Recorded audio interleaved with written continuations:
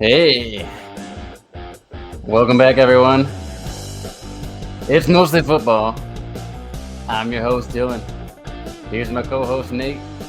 Week 11 in the NFL just happened. The college football playoff rankings are out. A little bit of NFL news to talk about here. We've got Shaq Leonard, Matt Canada, Tom Brady thinks the NFL is soft, Aaron Rodgers return, and a few big injuries to talk about for sure. All here on Mostly Football.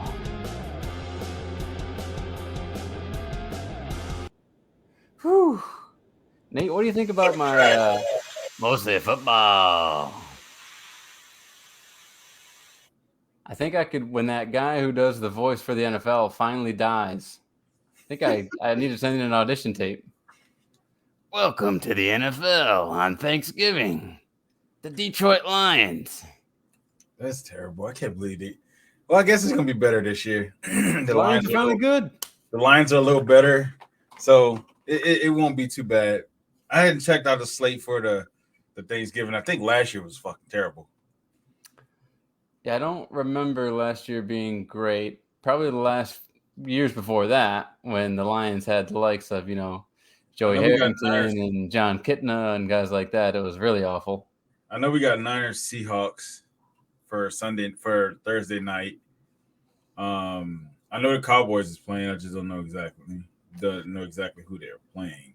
Yep. So it sounds like it's going to be a very very interesting Thanksgiving. But I mean, we might as well just talk about the elephant in the room. Let's do it. Your Eagles beat the Kansas City Chiefs last night. Oh my God, let's talk about it. Let's talk about it. Okay, so the lineup this year is going to be Packers, Lions, Commanders, Cowboys, Seahawks, Niners for Thanksgiving. You said Packers, Lions, Niners, Cowboys. No, Niners. Commanders, Cowboys. Commanders, Cowboys, and then Niners, Seahawks. Yeah. I'm interested in two of those games. Yeah, I think that the Commanders play tough against their division rivals. They don't just lay down. They also just lost against Tommy DeVito. Hey man, listen. No. Hey, let me repeat that real quick. Tommy DeVito. Ever heard of him? I have, because I used to live 30 minutes away from Syracuse, where he played quarterback for one season, and then I went to Illinois, because that's how great Syracuse is as a place to play. Hey man, listen. Everybody, but other than me and a few other Syracuse fans, should not know who Tommy DeVito is. And you damn sure shouldn't lose a professional football game to him. Well, hey, look, he has more. I think he has three touchdown games or 2 touchdown games than Kenny Pickett. There's that. We'll get into Pickett and Canada and all those woes for sure. I think it's gonna be. I think it won't be as bad. Like I think one year we had Raiders and the Bears. I was like, yeah, we're not doing this shit. So I think it might be. I think for sure Niners Seahawks is going to be interesting. Yeah, Niners Seahawks is definitely going to be interesting. Geno came back in at the end of that game this past week. Sprained elbow or messed up elbow or whatever. They saw Drew Lock for one series, and he threw a pick, and they was like, nah. I don't think Geno's gonna play. I wouldn't play him against the Seahawks. I mean, we're 6-4. I mean, it's risky. I mean, it's really risky to. I mean, you can. I think you can afford to take a loss here. I wouldn't. I just wouldn't put an unhealthy Geno against that San Francisco defense. That's going to be tough. They got to protect him. It's got to be short passes. That Seahawks O line is not great, but it's better. It's better than what it's been, but it's not. I still wouldn't risk it because I mean Chase Young has added a lot of firepower to that Niners defense. Man, what an addition that was, huh? Hey, I'm sorry. The Commanders is classic case of rich get richer. So you know what I saw a clip. It was from I think that movie Draft Day. Mm-hmm. Which apparently, oh wait, never mind. Huh? I was gonna talk about, but it was The Blind Side where Michael Orr was pissed about the way it didn't happen. I think I'm pretty sure it's probably towards the end of the movie. So this is when like they're actually doing the draft, and I was listening to how he was swindling these other GMs. I was like, that's how Howie Roseman treats the Titans GM. it's like I was just like, so I'm like, how the hell do you swindle somebody for their number 6 overall pick for 3 years of second round picks, and then he calls another GM and tells this GM like, hey, we'll give you the number 7 pick for for all my first round picks that I gave you to be like, are you fucking kidding me? Like, I'm hanging his phone up. Kiss my ass. I mean, I was like, that's how Howie Roseman does it. That's how he be doing these GMs. He's amazing ever since the the Jalen Reagor pick, especially. That was such a dumpster fire of a situation. He has been wanting to wash his hands of that ever since, especially, I mean, the way Justin Jefferson has just gone off. And what's scouting report? Like, what was this? Who was like, hey, this guy is better than this guy? I'll tell you exactly what it was. The Eagles had a few years of guys under Chip. So the Eagles were explosive. Remember when they were explosive and they had Deshaun Jackson and Jeremy Maclin and Michael Vick was just throwing bombs for days? Well, Chip Kelly came in and said, that's too much offense, too much firepower. I'm not responsible enough for it. So I need to change everything, get a bunch of slow people in here, and then hopefully I can trade for Marcus Mariota and turn it all around. And that didn't happen. To this day. So then we end up with receivers like Jordan Matthews and Josh Huff and Nelson Aguilar. They're all okay. I remember Jordan Matthews. I thought Jordan Matthews was going to be pretty good, but he turned out to be a bum. He was fine. He was fine. He was fine. But we lost the firepower was the problem. We lost the firepower. So when a Justin Jefferson comes along and the scouting report on him is slot receiver, not explosive, doesn't play the outside a lot. Did you not see the LSU offense? Yes, exactly. A blind man could have told you that. It was over scouting. Was all it was. It was over scouting. And Reagor was explosive, and he had the speed and the big highlights and all that stuff, and they played too much into it. Justin Jefferson had the same. Wow, I'd have fired everybody on the scouting staff. To be fair to the Eagles, 20 some odd other teams made that mistake too. So, I mean, yes, it was a bad move. But again, I mean, and then you still had you still could. I mean, I feel like the Seahawks got a steal with DK. Like, there's no as a coach, there's no fucking way I'm letting this guy. Maybe I don't spend a first round on him. Maybe not even second. There's no way he's getting out of the third round. There's no way. I'm not letting somebody that big, that fast get out of the third round. You're crazy. You're high. No, I'm not. No. The fact that people looked at the tape and his tape was good, Ole Miss, and you looked at this was like, nah, we don't need that. We don't need it on our team.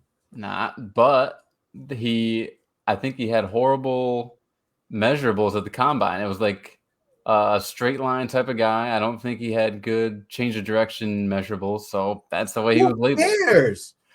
You run down that way and we gonna throw you the ball. It all goes into it. Because for one DK Metcalf, there's 1,000 Brashad Perrimans who that is all they can do is run straight. Listen, he's 6'4", 6'5", 230 some odd pounds. He can run a 4.3. Listen to me. Just run that way and we're gonna throw you the ball. Moss didn't run routes. Does everybody understand that? Randy Moss did. All he had was the fly route or 9 route, if you want to call it, and a slant. That's it. Moss didn't do anything. And then once you get into the red zone, he had the fade route.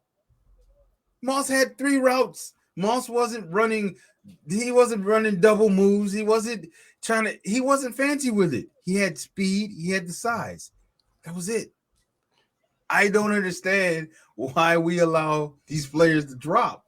Listen, and then you saw it. They can't all. Sometimes you just look good in shorts, but they can't all ball. That's why the draft is a fascinating, awesome, cool process. I don't give a shit. Listen to me. You just run straight. We're gonna throw you the ball. That is it. All you gotta do is jump for it. All you gotta do is jump. 50-50 ball. I got a feeling you're gonna come down. My guy's better than your guy. You watched what happened last night. Marquez Valdes-Scantling is a very fast man. Okay, so that ball fell from the heavens into his hands and then to the turf. You're talking about two different talent. Marquez Valdes-Scantling. I'm just saying that's the difference. He's a tier. He's fast. Like tier 5. DK is like tier 2, tier 3. My point remains: those two men are very big and very fast. The difference is in the extra stuff, and that's what you got to figure out in the draft. That's wild to me. I just couldn't like, and then I mean, look, he panned out. Yeah, he absolutely panned out. I figured he was going. What do you want to hone in on here? Do you want to hone in on this awesome Eagles victory that happened last night, or do you want to start with some other stuff? We can do it. I honestly I didn't watch most. I watched towards the end. I think I turned on like the end of the game, and I was just like, could he caught that? I mean, I feel like it was a catchable ball, but at the same, like once they slow it down, you kind of look and see it's like he catches it, but he looks like he tries to bring it in and he's falling forward. It's just like it missed the chest and went to the shoulder, and it just kind of went, and it was just a done. It was a done deal. He had doubt. I guarantee when that ball was in the air, 100% of Marquez Valdes-Scantling did not believe he was going to catch that ball. Oh, 100%. There was some uncertainty on if he was going to catch this fucking ball or not. Man, confidence, man. It's so much a part of this game. But the crazy thing is, it's not even that. It's just they lead the league in drop passes. Yeah. That's pretty crazy too. Like that shit will kill you. Like it'll fucking kill you. So I listen. I mean, everybody know the Chiefs' defense is suspect. Everybody knows that. Nobody wants to admit it. Bad anything is masked by winning. I think the Chiefs' defense has actually played above what most people would have expected, but the receivers are not helping. Kadarius Toney feels like he makes one play and then he's out for the rest of the game. And then the other guy is Rashee Rice. I was surprised there wasn't more Rashee Rice last night. I was expecting to see more of him. Kelsey was doing his normal thing. It was driving me nuts, dude. Like Mahomes would dance around in the backfield and finally run up to the line of scrimmage, and there's Kelsey wide open in the middle. Like that's how it works. How it works. I don't know how. What game? It was what game? It was one of the games where he had over 130 yards for halftime. I'm like, how the fuck? I'm like, wait a minute. He's the best player. He's the best pass catcher on this team, and y'all lose him? Yeah. There's no way he should be sitting in the middle of the field, wide open, just standing there waving his hands in the air. No, there's no way. I personally feel like you got to fire your defensive coordinator at this point. Like either that or you got to work on your linebackers and safeties conditioning. One or the two, something got to happen because there's no definitely way. Especially when he plays the Raiders, like a divisional game. It feels like he tears up divisional opponents, which is crazy. They should know better. Ass on fire. It don't matter who it is. When they get into the division, he lights their ass on fire. Yeah, and I'm like, and it's not like he's running. He's not fast, and he's not running like he's running just little quick, little hitches here in the middle to fill a 5-yard in. Little simple, and like you can't stay with him. Somebody should be on his pocket the entire game. I don't understand it. He still has. I'm gonna, I want to make this comparison, but he's knowing that he still is at this point in his career much more athletic than Jason Witten probably ever was. But the thing that made Witten so effective so late in his career was him and Romo just had a mind melt, and even with Prescott, where he just knew where Witten was going to be, and Witten knew where the holes are, and okay, if he scrambles this way, I need to be here. If he scrambles this way, I need to be there, and he's very good at it. And I think for me, I think that's the problem. because then at that point, now your linebackers and your safeties and your corners, now everybody's eyes is on the quarterback. I mean, I feel like your D line got to do something. Yeah. Like that was frustrating for us.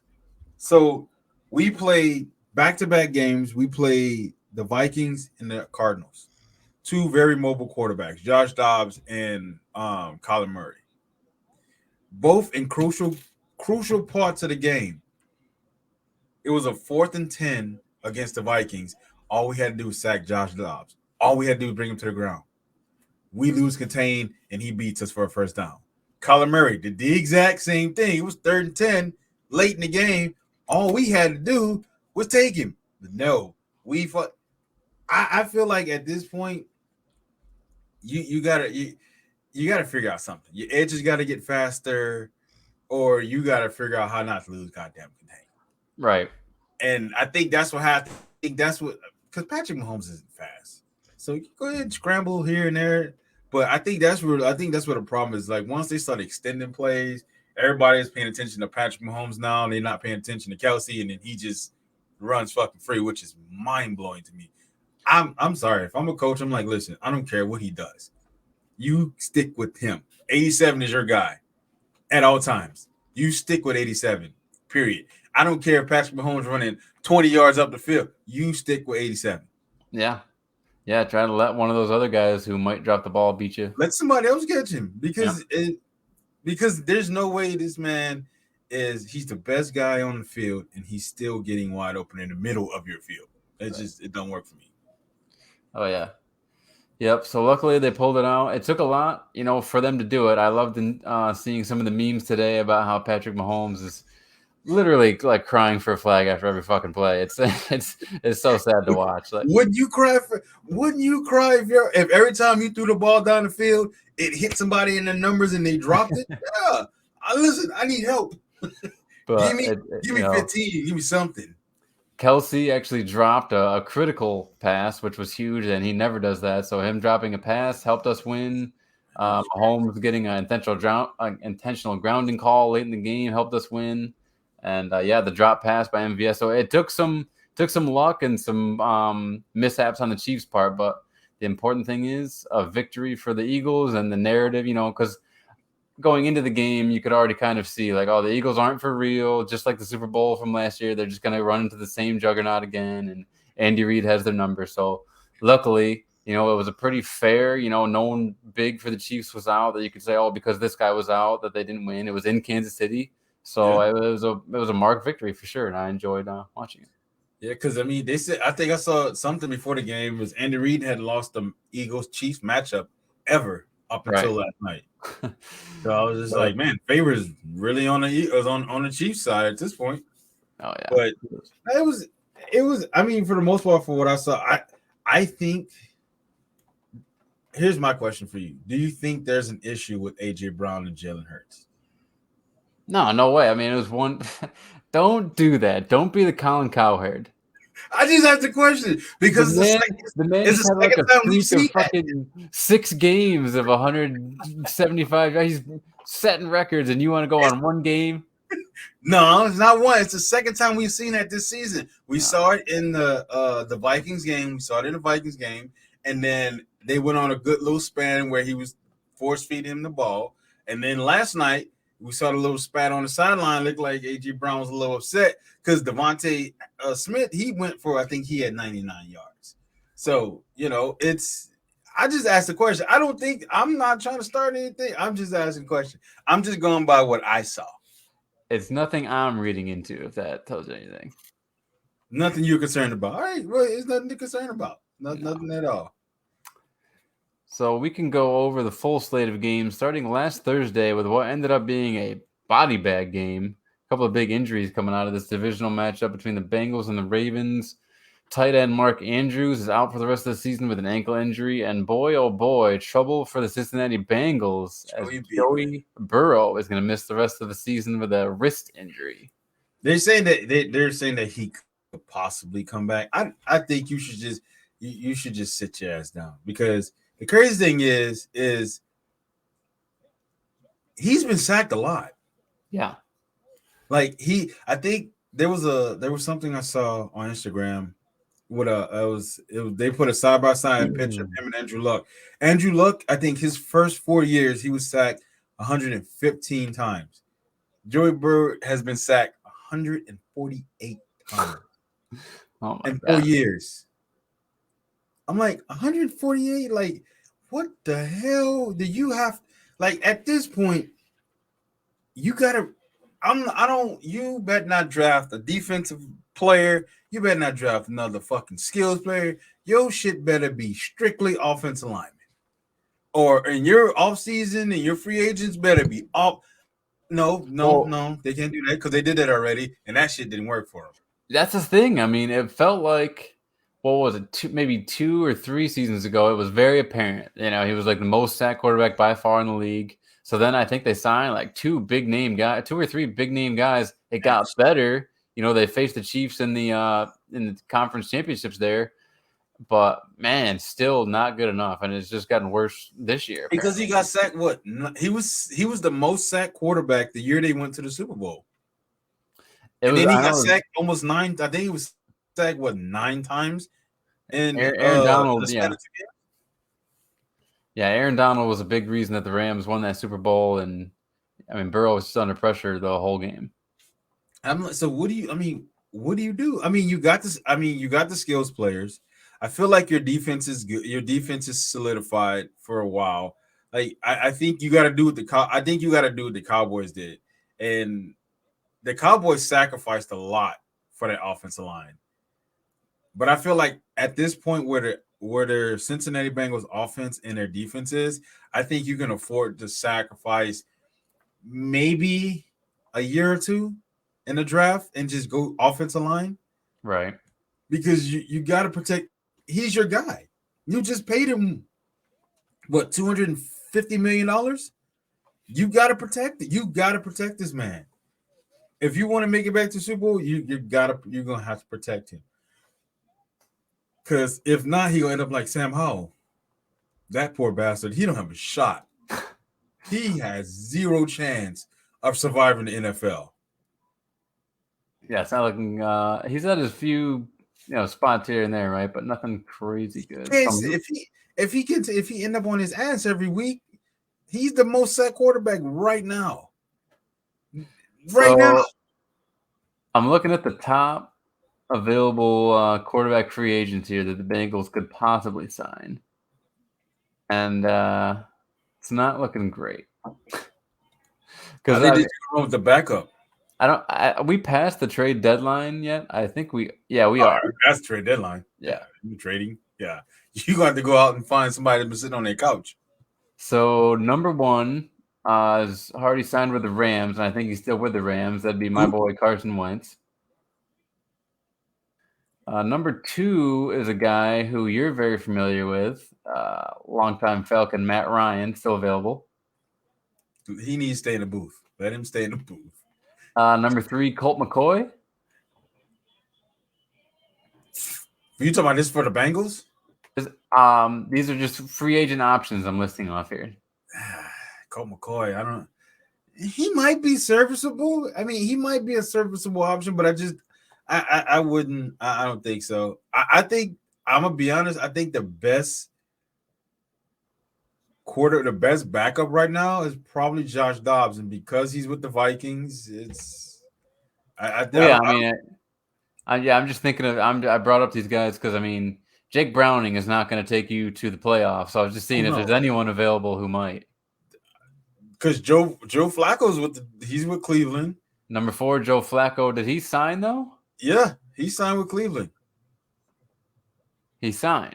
Yeah, he signed. As last time I saw, he signed with Cleveland. And number 5 is my boy again, Nick Foles. Nobody want Nick Foles a flash in the pan. They don't want it right now. Joe Flacco joins Browns practice squad. How about that? Yeah, so he's there. So the Bengals are. Is there anybody else? I mean, yeah, we can't. Number 6 is a guy I believe they already cut. They signed and cut Trevor Siemian. Trevor Siemian. Yeah, you don't want that problem. That's worse. I think at this point they just got to stick with what they got. Yeah, Honestly. no, these are after him. It's Bryce Perkins, EJ Perry, Dick Luton.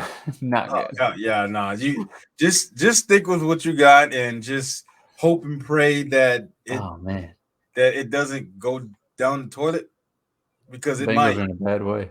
They're in a bad way, real bad. Mm-mm-mm. Unless this guy knows what he's doing, I don't know. And the Ravens are. You have to imagine favorites by far to win this division at this point. I mean, Bengals are reeling, Pittsburgh is not threatening, and the Browns lost Here's the so problem. much. Here's the issue I have. Yeah. The Ravens, if they do win a division, they don't do nothing in the playoffs because Shannon Sharp. I'm finally happy somebody finally called out Lamar Jackson. I'm I'm I'm happy finally. Someone said it. Like, Well, Lamar's been getting called out for years. no, but there people keep telling me, oh, you just a hater. No, you're winning covers up a lot of bad shit. As long as you're winning, because I'm gonna put it like this. So in 2016-17 season, the when we went the year with the Falcons with the Super Bowl, we had a awful defense. We had a terrible defense. We gave up a lot of points. The only reason why it was masked is because we were winning games. And we won a lot of games. That was the difference. If you're winning, it covers up bad quarterback play, which Lamar has had these last couple games, even against Cleveland. He was terrible. He was fucking terrible in Cleveland. Well, if we're being totally honest, too, there's a certain taboo with criticizing black quarterbacks because you have to be careful about it. Like, you can't say it in a way that's diminishing to intellect, right? So, no, bad is bad, man, and that's the issue that I have. Is bad. Like everybody talks about Dak Prescott, about how bad he is, and he is.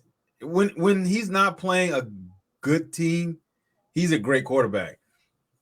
When he's playing a great team like the Niners and the Eagles, he fucking shrinks. We see why is that though? Why it doesn't feel like there's as much. It doesn't feel like people are as timid to criticize Dak Prescott for throwing interceptions as they are with Stephen A. said it because Stephen A. said it best because people care. That's why. Because everybody's talking about, well, why Josh Allen don't get the criticism? Because don't nobody care about the Bills. Don't nobody want to talk about the Bills. That's why no one talk. That's why Josh Allen's name's not plastered all over ESPN and Bleacher because don't nobody give a shit. But when the Cowboys play good or when they play bad, Dak's name's gonna be plastered everywhere because it's ratings. Everybody, the whole country hates the Cowboys, except Cowboy fans. That's the problem. The entire country hates the Dallas Cowboys, except Cowboys fans. That's very true. Speaking of Cowboys, they stomped all over the Panthers. Yeah, and that game, that poor Bryce Young. I felt he was dealt a bad hand. Oh, yeah, they definitely need to work on the weapons, but yeah, who the fuck you went sign Adam Thielen? Really? Fucking Adam Thielen?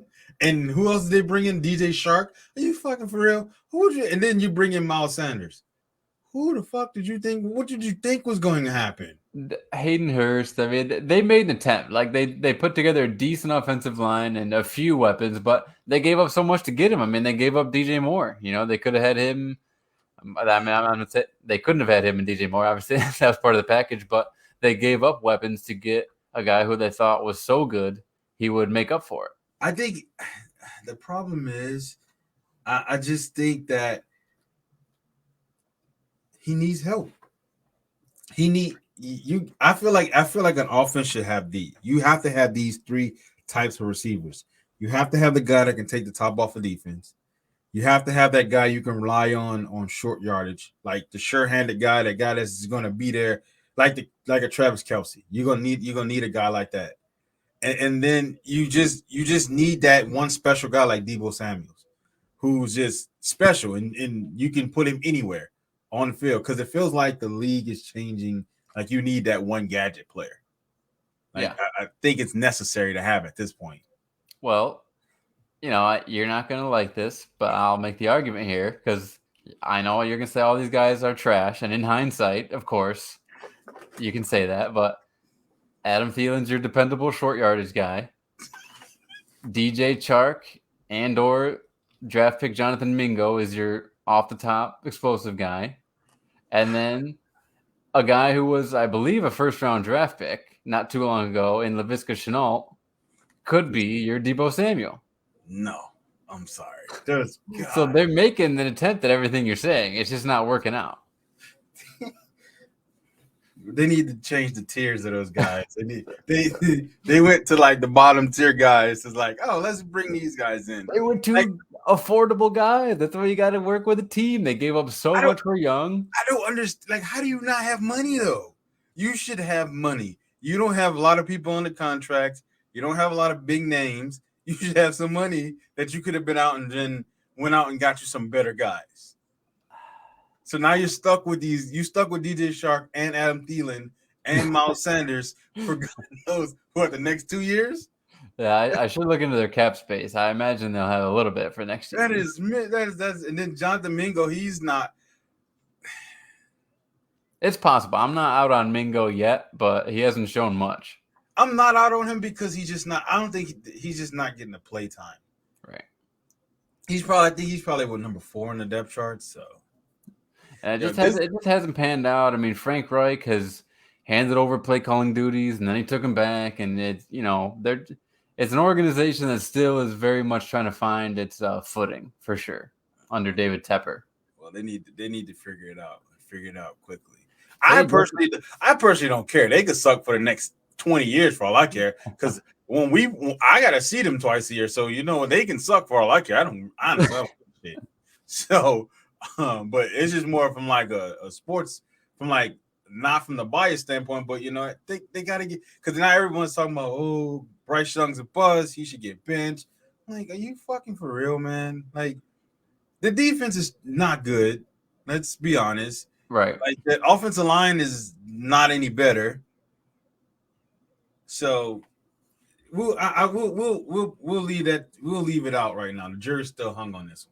No, I get tired of, the storyline and the narrative has to be right now, and there's no patience. And what have you done for me, Lane? Just give us some time. We'll see. But yeah, I mean that's how I'm looking at. Well, here's my thing, because I feel like you gotta pass the eyeball test, but with, like, for me, everybody's like, be patient with Arthur Smith. No, fuck that.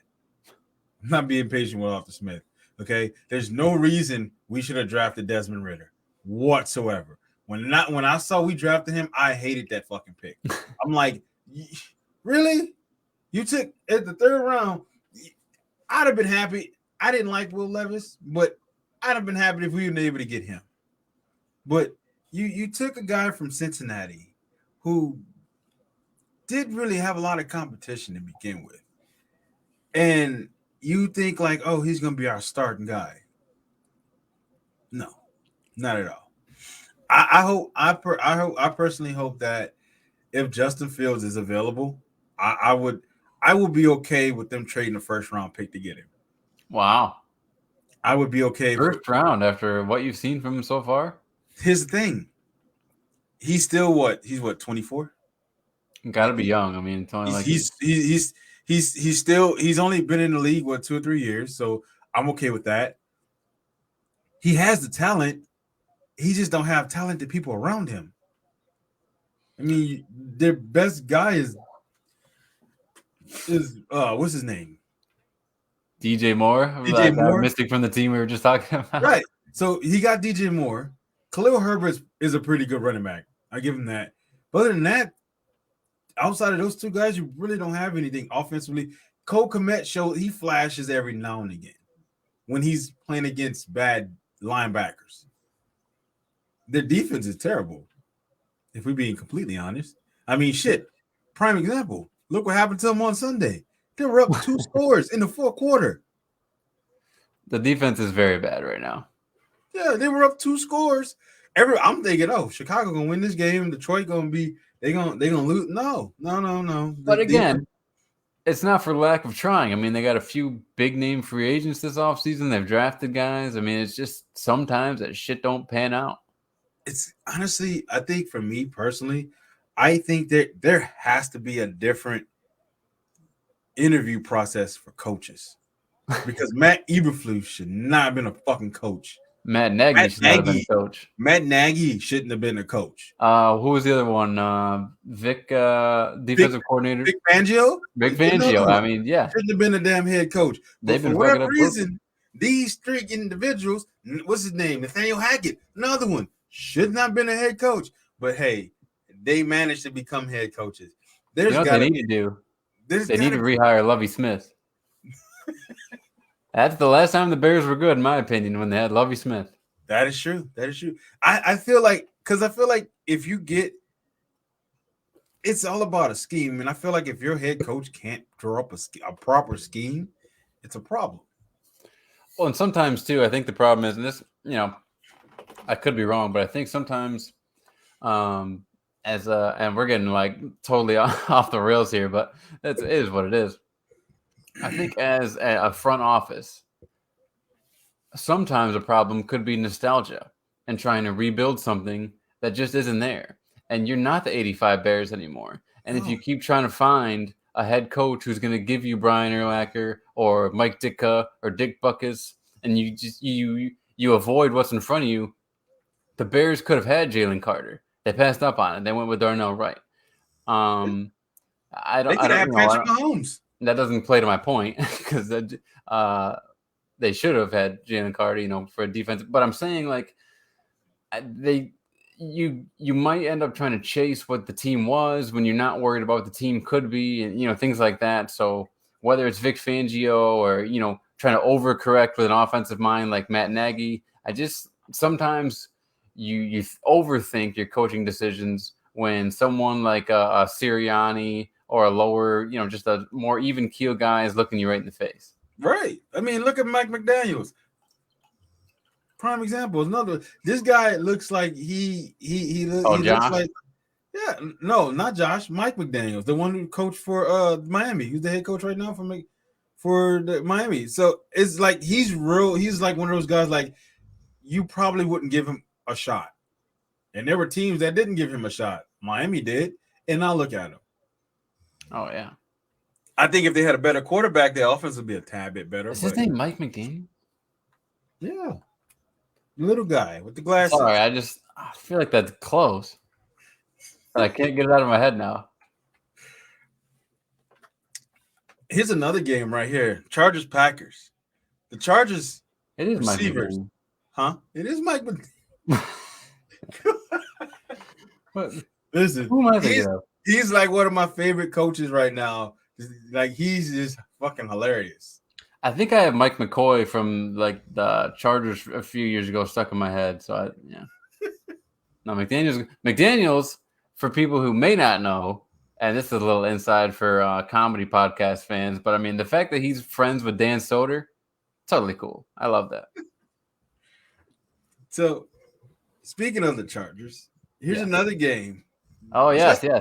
Justin Herbert is – if there's any 2 quarterbacks in the NFL at this very moment that has every right to throw their receiving core under the bus, it's Patrick Mahomes and Justin Herbert. Prime fucking examples. They have every right to throw their receivers under the bus, and they don't. Yeah. I mean, listen – if you had talked to me during draft season, I would have told you Quentin Johnston was going to be trash, dude. I mean, I hate to be that guy who so far in the season, maybe people haven't heard enough of me say it, but speaking of Rashad Perriman, he had him written all over it. A big guy, TCU system that just a few routes and just, not nuanced routes. And from, what's his name there? Duggar, or no. Yeah, what's his name? Max Duggar. Yeah. Max Duggar on I was never into it. and it felt like they wanted a Mike Williams replacement, and he wanted, being totally honest, like Mike Williams, I was speculative about just because of the injuries, but Quentin Johnston, I just never saw it, and it's panning out the way I saw it happening, and here we are. But they still, Keenan Allen's the man, obviously. But when you spend a first-round draft pick on Quentin Johnston, and it could have been a defensive player to help you out, or maybe another offensive lineman, yeah, that pisses you off. Yeah, he had a big drop too. And I just felt like it was a situation where it wasn't broke. So why would you try to fix it? Like, just because he was the hottest name on the board? I mean, Mike Williams, yes, okay. He constantly gets injured. So from that standpoint, it's fair. But you already had Josh Palmer, Jalen Guyton. I mean, he's your speed guy. I wasn't crazy about it. You don't see those, but you rarely see those guys anymore. I remember their first year, like their rookie season, like you saw them like everywhere. Like you saw these guys constantly. Now you hardly ever see them unless somebody gets hurt. Yeah, I think Guyton's been banged up, but you're right. I mean, Johnston's been a total bust, and that hasn't helped their cause at all. But I mean, hell, you could have went for a tight end or something. But I just think I'm 100. I will bet a lot of money that Brandon Staley ass is fired by the end of the season. There's no way he comes back next season. Would you agree that they are by far, like, since Justin Herbert's been drafted, the most disappointing team? Yes, 100%. I mean, the most talented, yet consistently losing. Yeah, absolutely. Disappointing. It's crazy. It's crazy how underperforming they are. There's no way you have a guy, because everyone was concerned with what are we going to do after Phillip Rivers retired. You went and you tried to replace him with a bunch of people who just didn't cut it. You bring in Justin Herbert. You still got Keenan Allen. You get Mike Williams. You got Austin Eckler. Austin Eckler came out of nowhere. I thought he was just going to be that backup guy, but now he's there. You don't have you got Joey Bosa, or is it Nick Bosa? Which one of the Bosa brothers is it? They got Joey. So you got Joey, who's out for the season now. Yeah, now he's hurt. You don't have a really good defense. No, outside of your staples, you have Joey Bosa and that's the fucking safety's name. I can't think of his damn name right now. Derwin James. You have Derwin James. Other than that, who do you have? Right. I mean, Khalil Mack. Didn't they just trade? What's his name? Was it AC Jackson or JC Jackson? Didn't they just trade him they paid him and then traded him to Pitt, New England? You fucking for real? It's like, what are we doing? Your front office is terrible. Yeah, I don't get passing. Mostly it's been, really they've been giving it up on both ends, but mostly the passing defense has been pretty bad, which is weird because that should be their strength if you ask me, with the pass rush and then the guys in the secondary. But yeah, they've been not formidable on defense. And then you can't unleash Khalil Mack? Right. What the hell are you doing? Now, here's a question that Packers fans are dying to know. Is Jordan Love the guy? No. Jordan Love is not the guy. I'm sorry. No. No. And in the beginning, when the season first started, I was like, okay, he might have something.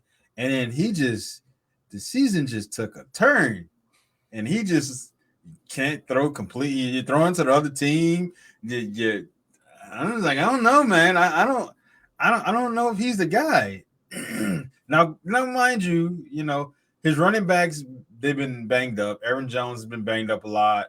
I think AJ Dillon. He's not a guy you can give the 20, 30 touches to. So, well, you can. You're just going to get about 6 yards out of it. Yeah, and then that defeats the purpose. So it's man, talk about a guy who just underperforming. Sheesh. I honestly, I don't think he is the guy, but I think they're going to have to eat this because of if we let him go, Aaron Rodgers is right. Yeah, my buddy, he was trying to sell me on some way they could trade up and wheel and deal and get a top tier QB, but I don't see it happening. You should have spent the first round pick on him anyway. But hey, y'all can sit with that decision. You can sit with that decision and enjoy it. Now, Cardinals Texans. Boy, it's been fun to watch CJ Stroud just tear it up. Stroud is the guy. He is the Texans quarterback of the future. This is what I love about the preseason, because I mean, a few interceptions and it's everybody's like, CJ Stroud is trash. He's going to be no good. I'm not sure he's going to handle the NFL. Yada yada yada. Are you kidding me, man? I'm happy we was able to keep him contained, like when we played the Texans. Because shit, he threw for 470 against the fucking Bucks. And listen, you're talking about weapons. Bryce Young not being able to do with weapons. I mean, Nico Collins has missed time, so we're throwing to guys like Noah Brown and Tank Dell and Dalton Schultz. Those are all certified individuals.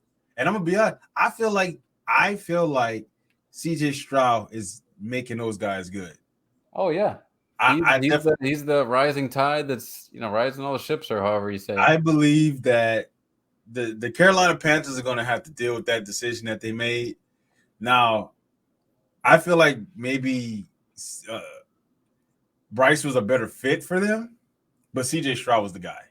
He was the better quarterback. Let's just be honest with it. Like he's for sure in the MVP conversation at this point in the season.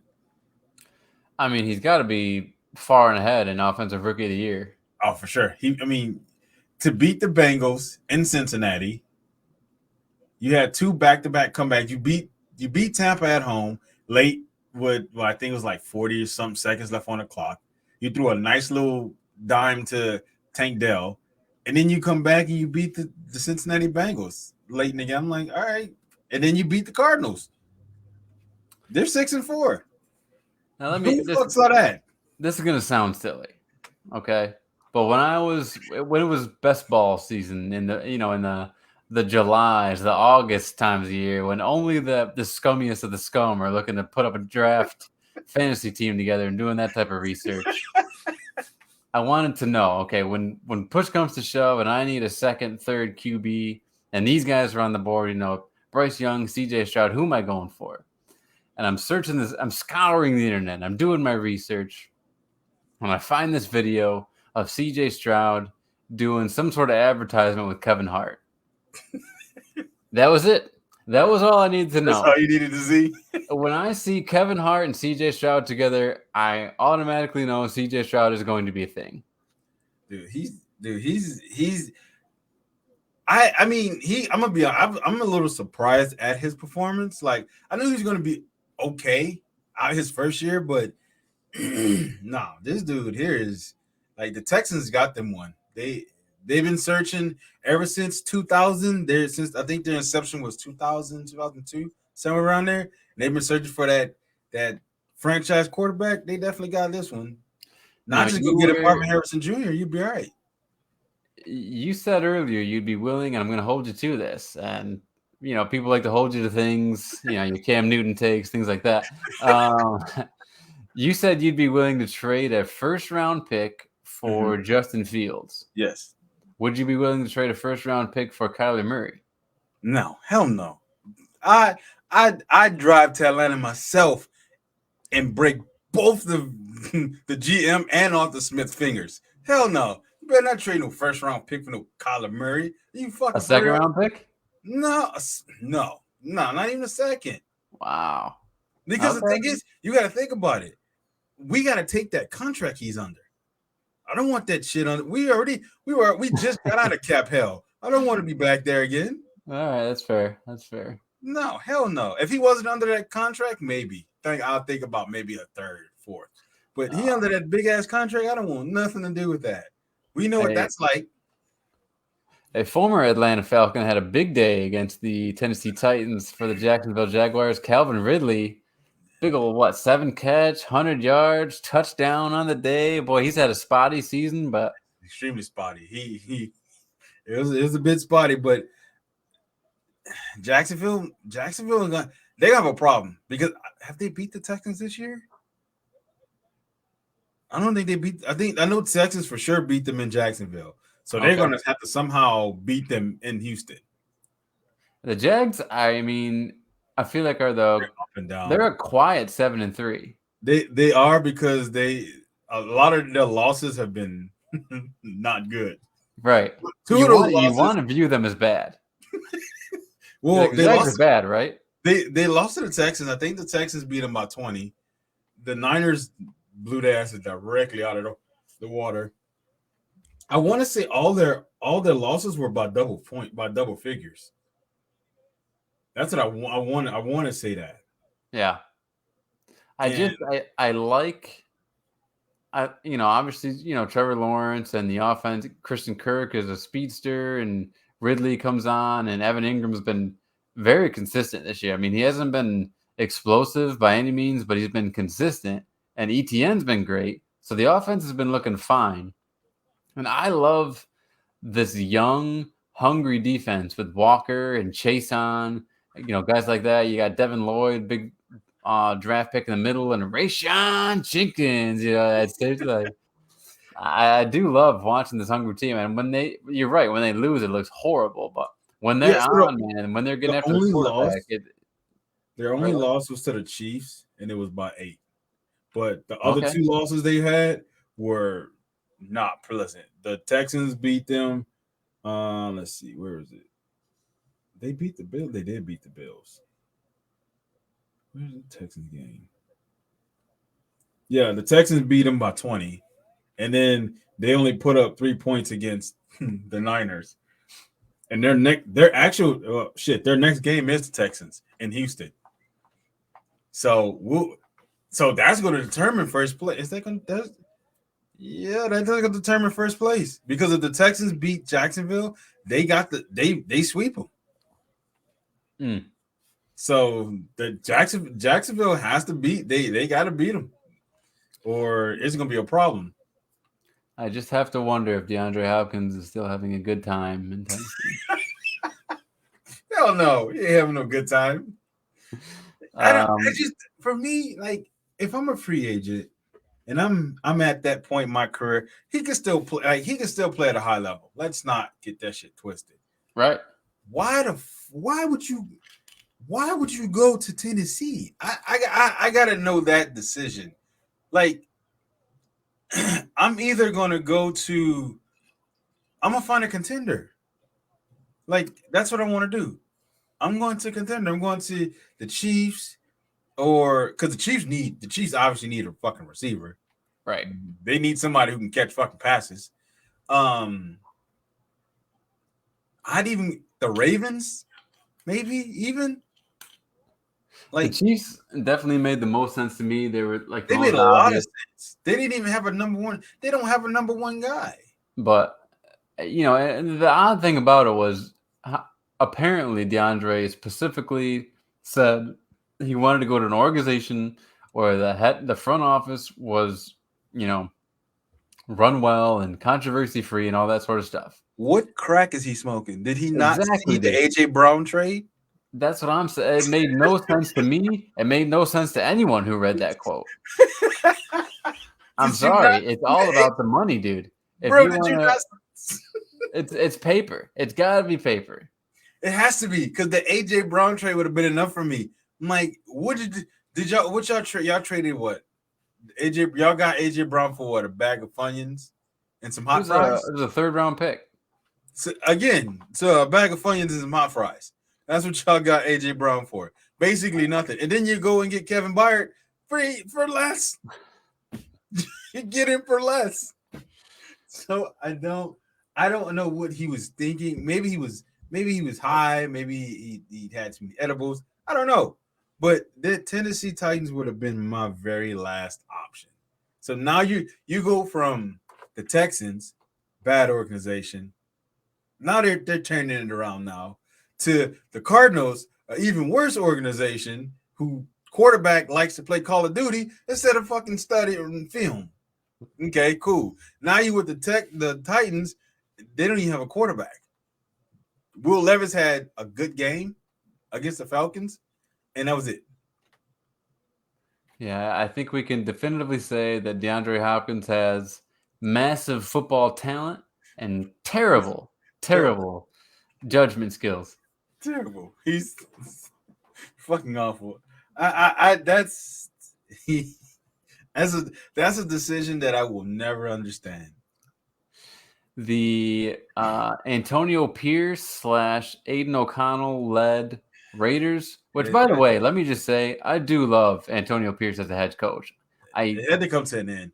It makes me sick. He was a Giant, and he's possibly my favorite Giant, of all time, because I respect the man. But it's good to see him as a coach. He's always been tough, and I think the players are responding to him. Yeah, just not in a way that would have them beat the Dolphins. Yeah, I think for me, I think this is the hardest part for a GM is like you see, like we have mid-season controversy. We're not playing well. We got to fire our head coach in the middle of the season. We get a guy like Antonio Pierce, who everybody's rallying behind, everyone's hyped behind. We go out, we win 2 straight, lose a close one to the Dolphins. Like, you can't make that knee-jerk judgment. Like, this is our guy. I think that's one of the hardest decisions. Like, yeah, everybody's behind him, but is he really that guy? Is it just the emotion, or is it like he can really coach the game? Yeah, that's fair. Totally fair. And I think that's where a lot of people get like. That was a situation in Carolina with their head coach, the interim head coach. Everybody, like, the whole team was behind him. Like, everybody, he had the support. They were playing with passion. They were good. But when the season ended, it was just like, all right, now we got to make this decision now. Like, was it just a flash in the pan due to the emotions, or was this a real thing? And I think obviously they didn't hire him. I think they went with, we can't take this chance of it not panning out, because you don't want to be Cleveland and hire a coach and then fire him the following year. You don't want to be that person. You don't want to be that team. Yep. And then, you got to play that game of, okay, am I going to be the typical hard-nosed guy who thinks that we're going to get out of this thing by just running the football and playing good defense when I don't have that type of personnel? Right. Or am I going to be the coach that doesn't touch the offense at all, and I just stay defensive focused, and I just go, OC, you handle everything over there, and I'll see you, if you need a timeout, give me a buzz. So, it's been, I think so far it's been fine. I mean, losing to a high-powered team like the Dolphins by only a touchdown is pretty good. And unfortunately for fantasy managers, the much-awaited return of Devon Achane was cut short. He's out again. He comes back after what I think it was week 5 was the last time he played. Yeah. Long-awaited return and didn't finish the game. Yeah. He was like that Simpsons meme. Grandpa walks in the bar, puts his hat down, turns around, walk back out, grab his hat, walk back out. Yeah, that's pretty much what it was like. The kid is so explosive, but he's so little. Yeah, that's usually, that little frame, but this debauchery. It was an exciting. I'm gonna be honest. It was exciting to watch. It was Tommy DeVito. I enjoy watching this game. I'm not gonna lie to you. Former Orangeman / Fighting Illini quarterback Tommy DeVito takes down Ron Rivera, Jack Del Rio, and the Washington Commander defense. Their asses is fire by the end of this year. With the likes of Daniel Bellinger at tight end, Darius Slayton, who got hurt. Oh, that's right. What's his name is still hurt.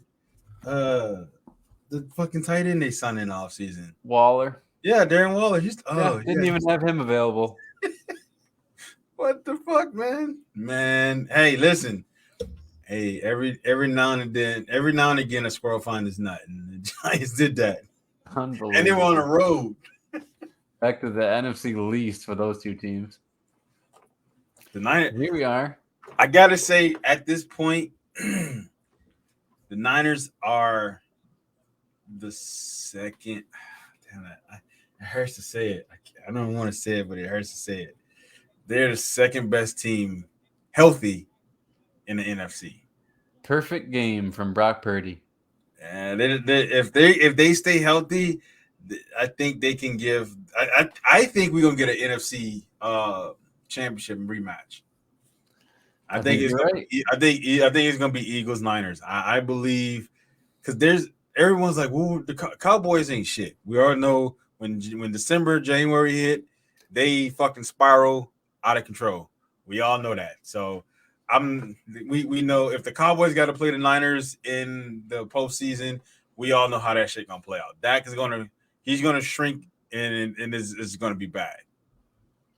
It's just that simple. Yeah, I mean, you want to search for a fourth NFC team, and obviously the Lions stick out. They gotta be, but but no one believes in it. I don't think anyone truly believes yet. I don't. Too. Watching the Chicago game was enough for me. Right. Chicago, come on, man. Like if Chicago wouldn't have shot themselves in the foot by just playing bad defense, being conservative, I think they could have beat the Lions on Sunday. But I don't see the Lions being able to hang with the teams like the Eagles, the Cowboys, the Niners. I don't see it. They got a good defense. Jared Goff threw 3 picks, 3 interceptions. That's where the problem came for me is like Chicago. He turned the ball over 3 times and y'all still lost the game. I was like, you're kidding me. And then this bullshit here. You have the Tim Boyle led Jets. They finally decided to make a change. Because his Robert Saleh's job's on the line. That's why he made that decision. Still lost the game 32-6. Tough. That's tough, man. I think Garrett Wilson had 1 catch and ended up fumbling it. Aaron Rodgers is not coming back this season. I think Aaron Rodgers had his mindset on coming back if they were in some form of playoff contention. He just need to go ahead and sit there and rest that Achilles, bro. Don't come back. Well, hang on. We'll get there. So we had a divisional matchup where the Rams somehow squeaked out a win over the Seahawks. Seahawks are Geno looked average. That often, I mean, again, Geno got hurt. Walker got hurt. There was a couple injuries that kind of played into this, but yeah, that was funny. I mean, Drew Lock, I think he had maybe 2 or 3 passes, and Geno was like, "Please get me back out there." They was like, "We still have a chance to win this game." It was like 2 for 0 and an interception. It was crazy. They're just like, "Please let me get back in here." Yeah, that was Drew Lock he's gonna be a backup. That's gonna be his thing.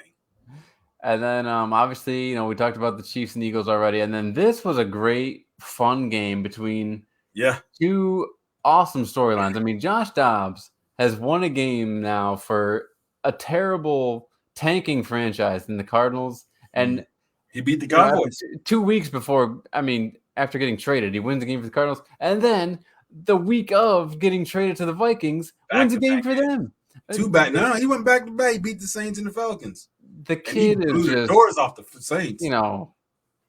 This season's gonna end, and there's gonna be MVPs and Super Bowls and awards and all that stuff, and hopefully we don't forget about how great Josh Dobbs was. He has to get comeback player of the year. He has to. There's nobody else.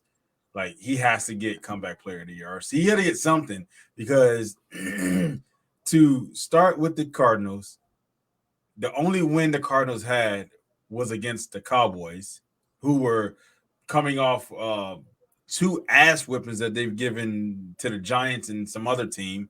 And for them to come into your stadium and you to beat them, and then you get traded in the middle of the season, come in, beat the Falcons, beat the Saints, and almost beat the Broncos, I think that's a pretty damn good season. He's definitely going to get a contract. He could be a number of different teams starting quarterback right now. He started with Pittsburgh. He could be starting over Kenny Pickett. Go to play the Jets. Go for the Jets. He went to Cleveland. He could be there right now. It's just so funny. And then on the other side of that game, I mean, the Denver Broncos, I think they've won 4 straight. It's been really fun to see. I mean, Russell Wilson, we all, as corny as he is, everybody wanted. And my God, is he corny? Like we still kind of root for him. He's a good guy. It's just damn, is he corny? Yeah, but this is the Broncos team that everybody was thinking this team was going to be in the beginning of the season. Yes. I think there was still some growing pains. Like everybody had to learn the system but I think they got it now. The problem is their fucking star players keep getting suspended. Kareem Jackson again, bro. Come the fuck on, man. I mean, I don't know exactly how long he's been in the league, but I feel like he got drafted back when I was in high school. And he's been in the league long enough to know, like, bro, you can't do this. They gonna keep spinning your goofy ass. Because he got was it him? Because I know somebody got suspended for 2 games, and then another. I'm like, you can't keep getting suspended on defense. No, I'm just. And he's like, I want to defend him, but he's taking. The hit I saw was like, you can't defend that. Like that is. He's led with his helmet plenty of times now. I'm like, you can't. And for me, it's like you can't say, well, I didn't know. Dude, this shit's been in play for about 10 years now. Like, you should know you can't lead with your helmet. And if they're defenseless, they're defenseless. Now, I get it. There are times where shit's going 100 miles an hour and it's you can't make the decision. I'm not going to be mad at you for that. But if you have time to make the decision, just be smart, man. Just be fucking smart. If I'm being totally honest, I still think he's pretty cool. Count me in the fucking Kareem Jackson fan club, dude. I think that shit's cool as hell. I think it's so fucking cool. Of course you do. Dude, he started as a corner and made the transition to safety, which everyone thinks you can just do. No, everyone says that when you slow down a corner, you can just become a safety. No. It's not that fucking easy. No, it's not. And he's done it. You're the last line of goddamn defense. You gotta be able to be quick, make a decision, because that shit.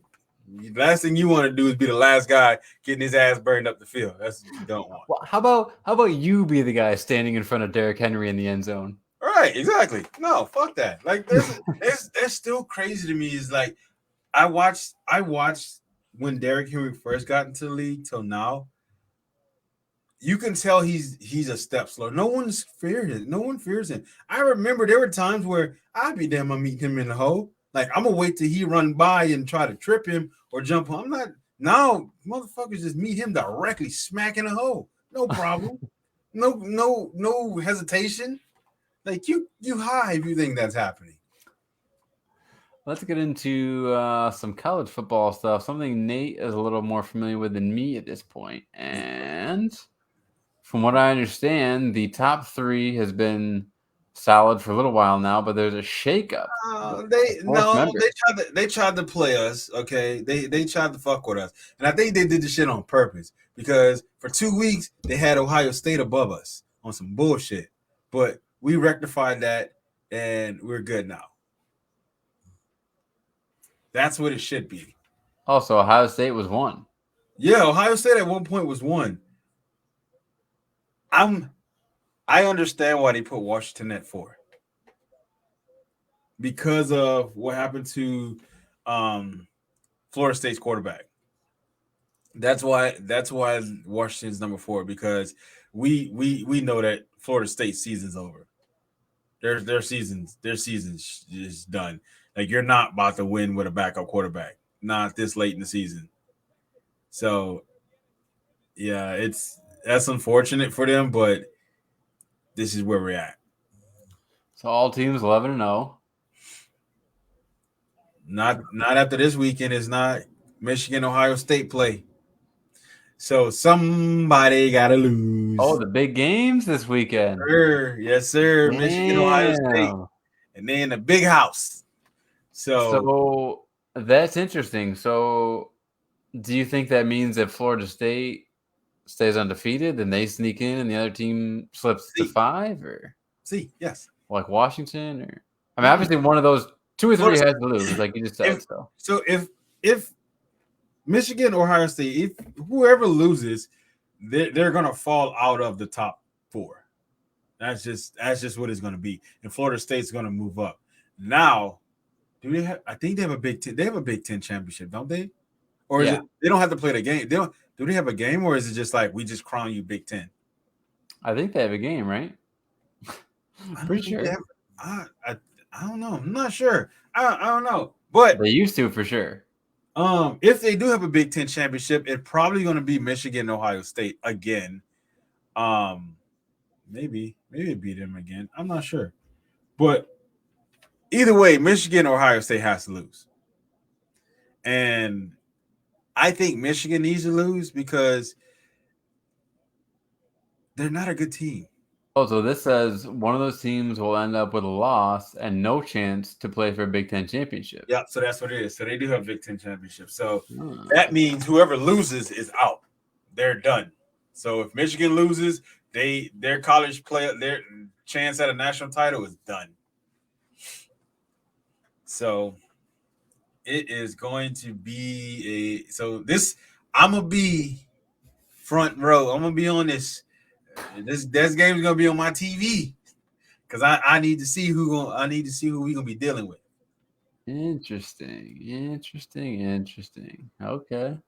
Yeah, it's gonna be a fun. This Saturday is gonna be a fun game. It's gonna be a fun game because there's a lot riding on it. Dude, I mean, wow, the big game, that means a lot. I mean, it usually does, but holy shit. Yeah, it is, and the thing is there's a lot riding on this one. There's a lot riding on it, and you can't lose. You got to come in and you got to play. You got to perform, or you're gonna be asked out. What'd you think of this right here? I saw that and I was shocked as shit. Why did they let him go? About here? According to ColtsWire.usatoday.com, Colts released linebacker Shaquille Leonard. Did they give a reason? It was a shocking move coming out of the bye week. Leonard is no longer a member of the Colts after spending 6 seasons with the team. He's only been in the league 6 years? What the hell happened? Leonard penned a thank you message. Even though Leonard invested veteran subject to waivers. Okay, so Field Yates says if a team were to claim Shaq Leonard off waivers, it would owe him $6.11 million for the remainder of the season. The lengthy nerve/back injury that required multiple surgeries has taken the elite explosiveness out of his game. He simply has not been moving like the same player who won the Defensive Rookie of the Year award and earned All-Pro first-team nods. Leonard and the Colts differed on their opinion of his game and playing time, so it wouldn't be surprised if it was a mutual decision. That shit came out of left field. So basically, they just didn't agree on how much he was going to make, I would assume. That's unfortunate. Yeah, because I saw it earlier. I was at work, and I was like, I remember reading this right? But yeah, definitely going to be interesting to see who picks him up. Oh, he's going. Oh, there's going to be contenders. Yeah, he'll get picked up soon for sure. I don't. The Eagles need to stay the fuck away. Just going to be honest. Just stay the fuck away. Niners too. Stay the fuck away. In Pittsburgh Steelers news, this was a long-awaited move. Their fan base has to be celebrating right now because all I've been hearing is fire Matt Canada everywhere. I know my buddy was happy about it. This is crazy. Like what? I don't. For me, here's my question. Like, why? I gotta know the process of, like, I get game one. All right, we're probably still shaking off, trying to figure some shit out. Game two, all right, he still ain't picked it up. Game three, now the fire's on. Okay, so after game four, and you still ain't did shit. All right, you gotta go. You gotta go. And it's like I think from the records I was reading earlier, they're like 5-6 or something like that, and so. This was something I have seen calls for this from weeks ago. So, earlier in this article from ESPN.com by let's read who it's by here. I haven't done that all night. They had, because I know they had like a string of games where they didn't even have they barely had 200 yards of offense. It's been rough. And Mike Tomlin saying that this decision is exclusively and totally on him. So that begs the question: what took you so long? Right. Yeah. Like why wait? If So you these are feel the like ranks of the Pittsburgh Steelers through Week 11 here. Points per 28, game, 28th. Yards per game, 28th. Yards per play, 30th. Red zone touchdown percentage, 27th. And first down percentage, 30th. So in the categories that matter for offense, they rank no better than 27th in any of them. you're the worst. You're the second as an on average. You're the second worst team on offense. Like that is fucking terrible, man. Now, I personally feel like this is going to end up being a Kenny Pickett situation where we find out next season that it's actually all because Kenny Pickett sucks and Matt Canada will be a quarterback's coach or a passing game coordinator for some other team that's doing pretty well, and he'll probably get another job somewhere else. But I personally don't believe, as the number 20 overall pick in his class, that Kenny Pickett is a face of the franchise for any team. I don't. I've seen flashes. I've Okay. watched a couple of their games, and I've seen the flashes. I've seen the upside. I just think you got to have better play calling. There's no reason why Najee should be the number two running back on your depth chart at this moment. Jalen Warren's pretty explosive. He is, but I think you got to stick with the guy you spent the first round draft pick on. You got to, especially if you feel like the issue is not him as the player, but the play calling. Okay. Yeah, I mean, I would say creativity has certainly been because you fired Matt Canada for a reason. Like yeah. You fired him for a reason. So you don't feel like it's the players, you feel like it's him. You feel like his decision making, his play calling, his creativity is not great. Good, cool. So let's see what happens. Yep. And they washed their hands of Chase Claypool, I believe this season or maybe toward the end of last season. That was last. They traded him last season. Traded him last season, so they just got rid of him, and they're trying to get Pat Freiermuth back and working their. I just don't understand. Working their draft pick and Darnell Washington.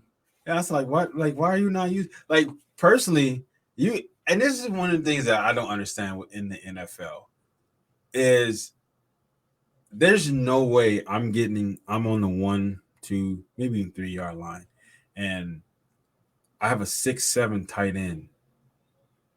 There's nobody. Your tallest player is a linebacker. And he's like 6'5", maybe 6'5", and that's not even. He might not even close to 6'5". Most of these linebackers now are like 6'1", 6'2". Cool. Right. Guess what? Go get this. I'm just gonna throw it up to you. Go get it. Like I feel like a lot of the play calling should be very, very simple. He's 6'7". Spread him out. You don't have to spread him out wide, but if you want to do it, he's 6'7". Pickens, heck of a talent. Same thing. Throw the ball. You seen what he can do. I think the game of football is some of it is a scheme and the other is just chance. Just give your guy a chance to get the ball. Now, we were talking earlier about the Jets, and you alluded to whether or not Aaron Rodgers might be back this season. I don't think he should. So we have this report here. I saw a report. This isn't the headline I was looking for, but it's a Jets website, so I wanted to give them credit. And so Aaron Rodgers, I guess, was jogging recently on some sort of special treadmill, and he sent the video to the Jets, and they talked about how excited they were that he was, jogging, and he's looking for a return date of December 24th and play the Commanders, and he wants to practice in 2 weeks. And I'm trying to understand what type of fucking medicine. He's the only man in fucking history who's torn his Achilles and has been able to do. He ain't even been out 6 months. At the age of 40. At the age of fucking 40. KD tore his Achilles and he was gone for almost 2 years. And what's funny, like, what's funny too about this story is you can understand the quote, but the way it'll get passed around through the telephone game is like how much of a oh, what a narcissist for thinking that if only I hadn't gotten hurt, then the Jets. I feel like he did kind of okay. Totally honest here, he did basically say that if I hadn't gotten hurt, the Jets would be doing better. But They that's would not be. a lie. It's That's not not a a lie. lie. He's not wrong. He's not wrong. So here he's talking about how he says he feels guilt for the New York Jets player's fate. And let's just play a little video here from the Pat McAfee show. Aaron Rodgers talking about Zach Wilson and the guilt that he has for Zach Wilson and the Jets so far this season. We need a spark, and obviously this was the decision that was made. I feel for Zach. I love Zach. Zach's such a great kid, and I do think he still has a bright future in the league. This has been a tough go for all of us. A lot of times in these situations, there's certain guys that got a scapegoat, and I think there's enough blame to go around in a number of different positions. If you have 10 guys doing it right on a play and one guy not, it's hard to be efficient. Yeah, go ahead. Go ahead.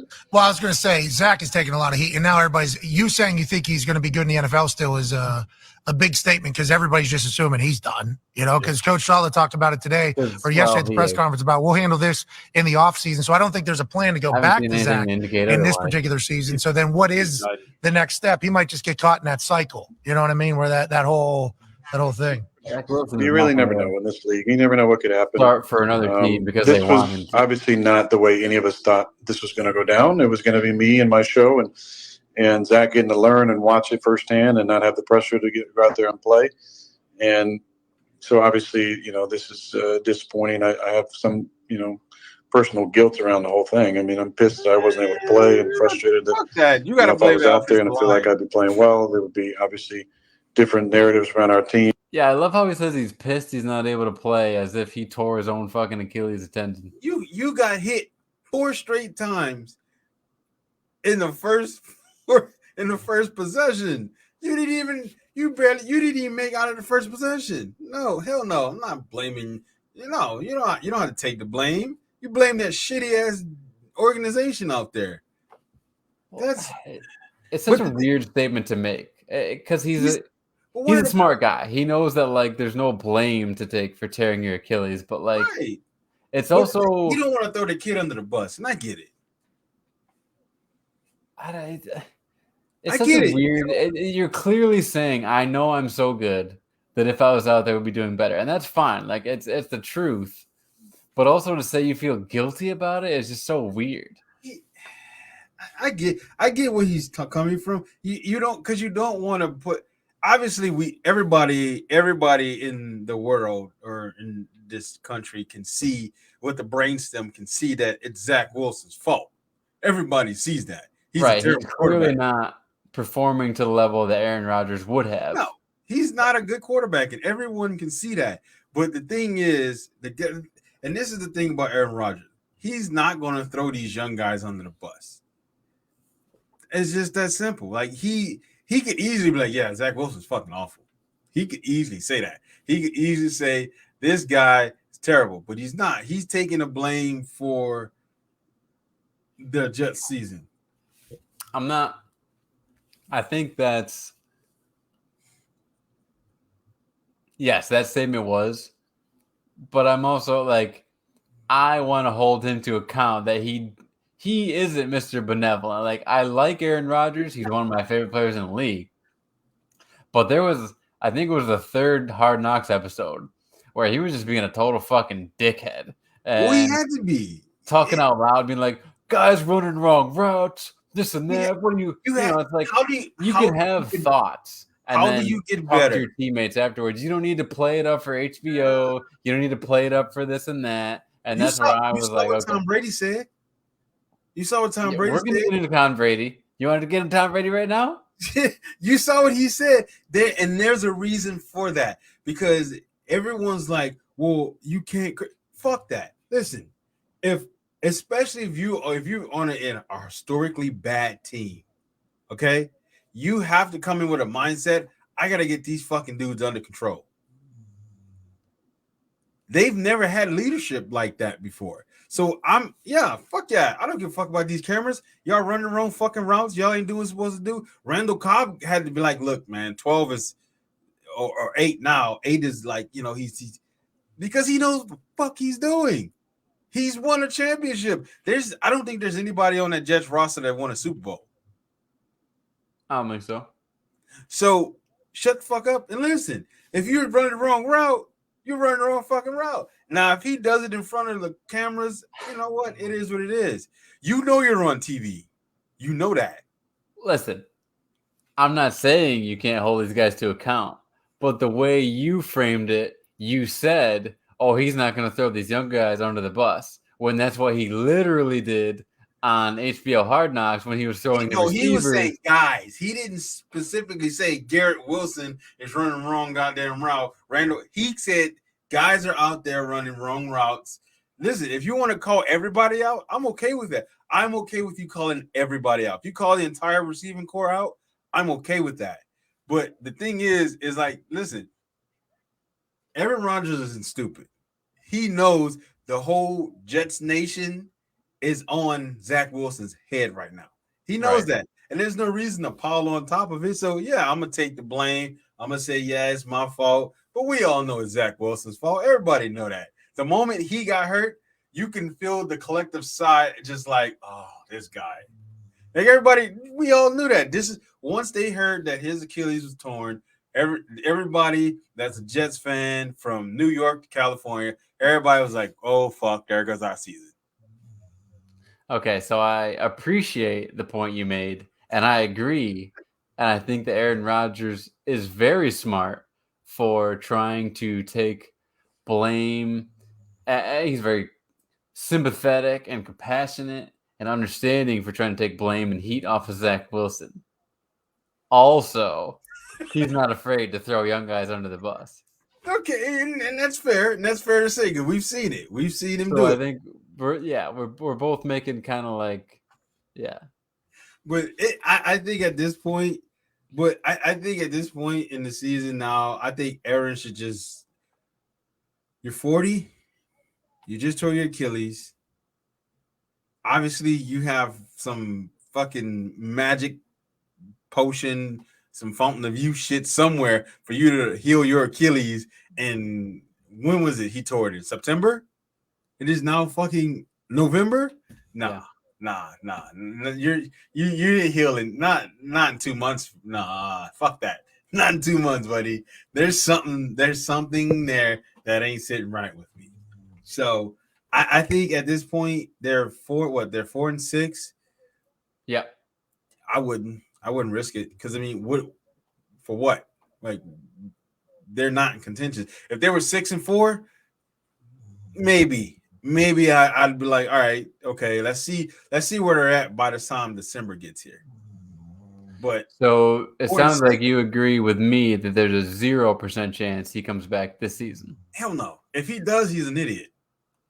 If he comes back, he's a fucking idiot because that is extremely pointless to risk yourself getting hurt again for nothing. I think you're right. I think it's pretty shameful that like any institution, whether it's the Jets or the NFL or sports journalists, would try to propagate the idea that he will be back this season. He definitely will not be back this season. And for you to try to get clicks or any sort of thing, with a story that he's going to be back, he's definitely not. And it doesn't make you look any better as a franchise that you didn't have a plan B for if Aaron went down because your plan B was Zach Wilson. They put all the eggs in Aaron Rodgers' basket and that shit, they broke all them motherfuckers. So it's not making you look any better talking about he might be back. He won't be back. You guys are idiots for not having a plan B for a 40-year-old quarterback and a terrible offensive line. And it just is what it is. Not 4-6. You're not at 4-6. He's not. So here's the story. This had to been the greatest thing I've seen all week. Here's a story that I can't get over the irony of this story because I've seen everything that Brady said. But I want to know what you think of it because I think you agree with Brady. I agree. So here's the thing. I grew up old school football. Like all my coaches that I played with was old school. How they handled certain situations was old school. Like he's right. There's a lot of mediocrity in the NFL right now. There's a lot of guys that are just okay with being mediocre. There are a lot of guys who is okay with just like, yeah, I'm getting paid, so no big deal. There's not a lot of that because he referenced to like Ray Lewis. Like, there's no way in the hell Ray Lewis is going to play with a bunch of guys who just come in to get a paycheck and go home. There's no fucking way. And that's what that's basically what he addressed. But he also addressed a lot of things that he benefited from. Like he also mentioned how the NFL is handicapping defensive players. Bitch, you benefited from that. A lot of it. You actually screwed my team because of it. So shit, we got TJ in the house. So there's some of the things that I agree with that he said, and there's some of the things I'm like, you're a hypocrite, buddy. Like you benefited from those things. Dude, here's what's wild. And here's what this article doesn't even mention.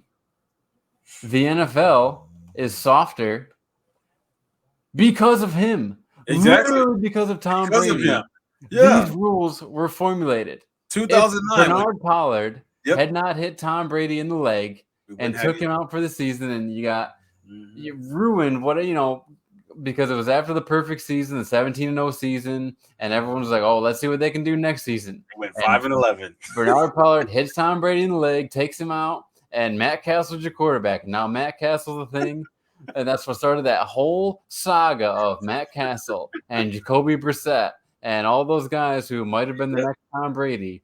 And dude, literally the reason the rules changed is because the NFL was so afraid another Tom Brady would happen. So I would love to be. I think you make some great points. It's just super fucking ironic that you're talking about offensive players protecting themselves and the rules changing when you are literally the reason the rules changed. That's why I agree with everything as far as like the mediocre that he's talking about, guys not really, having that passion. But then he goes and he mentions the fucking rules. Bitch, you won a Super Bowl because of the tuck rule, you dick. Like, I'm not trying to hear that. Like, I'm not trying to hear that you talk shit on the rules you benefited from. No, sir. No. You don't get to do that. No, not at all. No. It's so crazy. And the fact that he doesn't even bring it up, the fact this article doesn't even bring it up, is fucking wild. I mean, this article said, to the credit of this article, despite thinking the NFL they saw, Brady admitted he used to intentionally adjust his plan so his receivers wouldn't get knocked out of the game. He doesn't quite see today's softer NFL allows quarterbacks to make those throws. Brady might also have forgotten one element of today's media NFL that actually benefited him, roughing the passer calls. Exactly.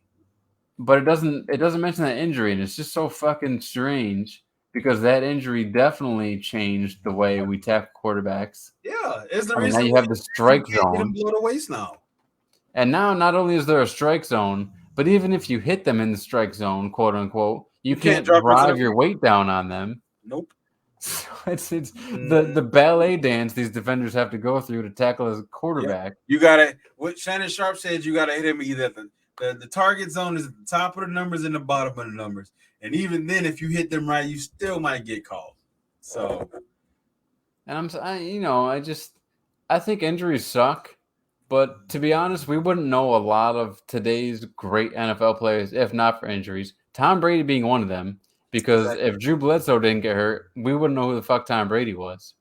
Right. And if Drew Bledsoe didn't get hurt, we wouldn't know who Tony Romo was. Or, Drew Bledsoe sucked that year. Yeah, there's injuries. Injuries it's a double-edged sword. It could be a good thing and it could be a bad thing.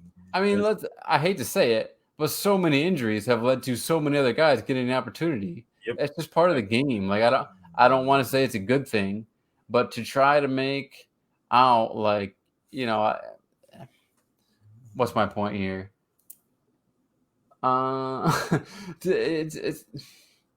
It's just I guess the irony is my point. It's extremely so many good players have come from injury, and yet like we have all these rule changes making sure that doesn't happen. So it is ironic.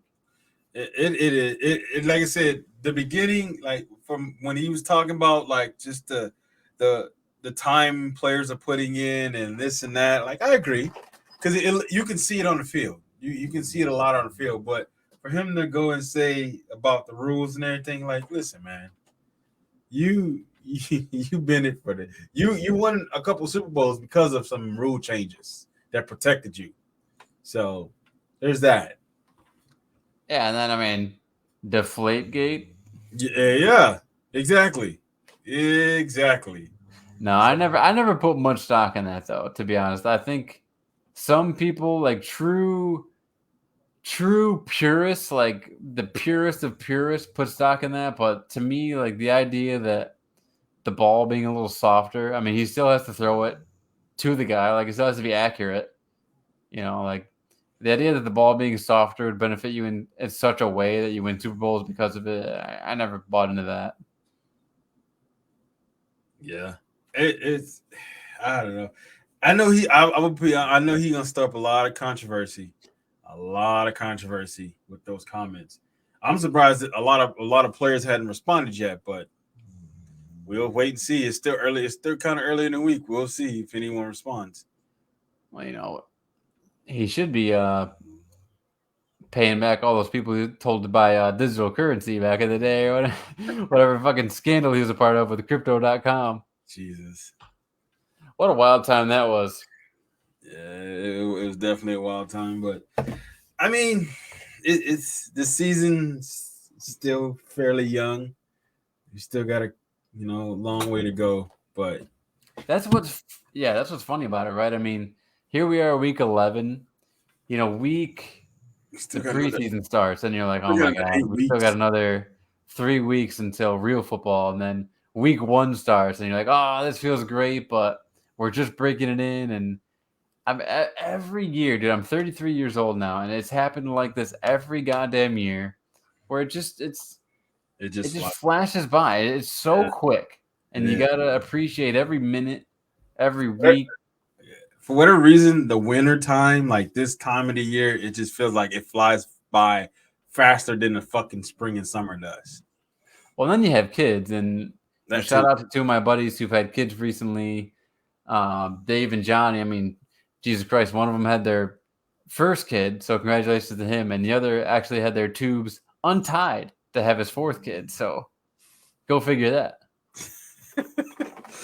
He said, I haven't had enough of this pain. I'd like some more, please. Apparently. But hey, man, it's this. I don't know. For whatever reason, football season just fucking. College is almost over.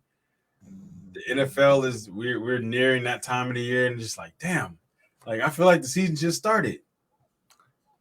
Yep. So, and before you know it, we're gonna be like, well, can't wait for the draft.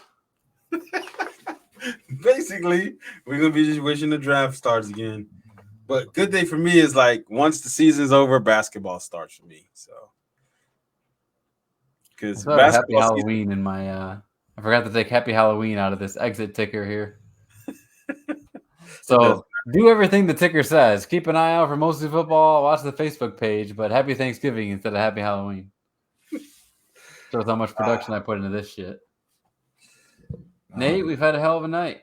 As always, you know, this is the most fun I have all week. Oh God, some life you live. Hey man, it's just working home for me.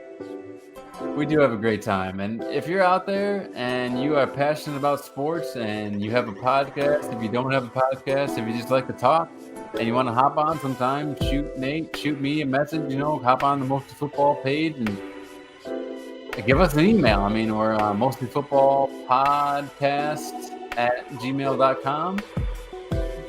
All are welcome. We're more than willing, man. We'll talk, put you in the chat, put you on blast, let you know what's up. We'll have a good time. Right? I don't know exactly, when it's going to be. Sometimes it's Tuesday, sometimes it's Thursday, sometimes it's Monday. just whenever we're available. Whenever we're available. But just know we appreciate you. We're doing the best we can. I mean, we're two dads. Yes. Living life. But we love you all. We love sports. And we're glad you tuned in. Because this, I think, is a real show for real people. Let's be honest. Podcasting may be a dead art form pretty soon. I think... you think? I think it's harder and harder to keep people interested. You think because we're no longer in that quarantine, no longer in that pandemic? I think that has something to do with it. Maybe it's just comedy podcasts. Maybe I'm just noticing more and more that comedy podcasts are struggling. But you never know. It could just be a format thing. Who knows? It's constantly evolving. And you know what? We're live, and I'm too lazy to edit any of this out. So hopefully no one listens this far in, because they're going to be really depressed at the end.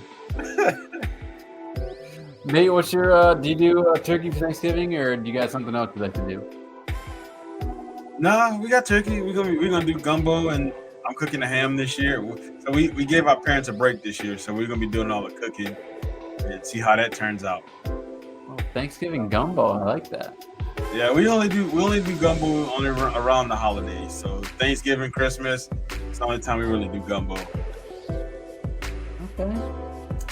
Well, everyone, mostly football fans, thank you so much again for joining. Enjoy Thanksgiving. We'll be back as soon as possible. If we plan it in advance, hell, I'll even put it on the page and let you know when we're coming back. Hey, man, I think we might plan something next week, especially after the Ohio-Michigan game. Yes, okay, for sure. The big game's coming up. Major implications of college football. We will be back. Thank you guys so much for watching, and we will see you next time. For Nate, I'm Dylan. Peace.